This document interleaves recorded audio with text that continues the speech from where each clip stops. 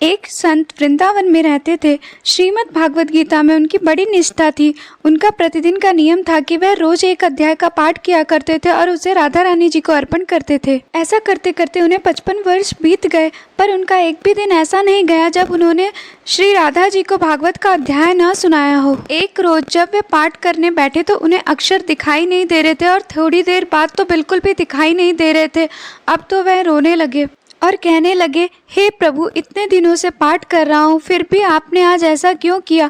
अब मैं कैसे राधा रानी जी को पाठ सुनाऊंगा? रोते रोते उन्हें सारा दिन बीत गया। कुछ खाया पिया भी नहीं, क्योंकि पाठ करने का नियम था और जब तक नियम पूरा नहीं करते थे तब तक कुछ खाते पीते नहीं थे। आज नियम नहीं हुआ तो खाया पिया भी नहीं। तभी वहाँ एक छोटा सा बालक आया और बोला, बाबा आप क्यों रो रहे हो? आपकी आंखें नहीं है इसलिए रो रहे हो?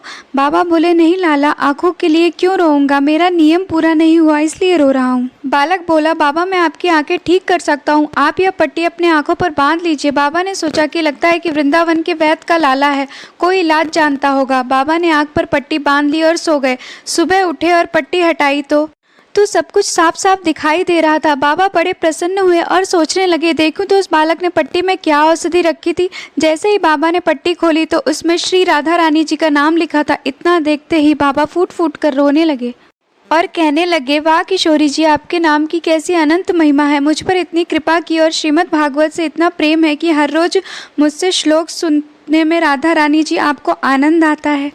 लाड लड़ेती श्री राधिके मूंग गोद पसार, दीजिए मोह चरण रज और वृंदावन को वास। जय जय श्री राधे।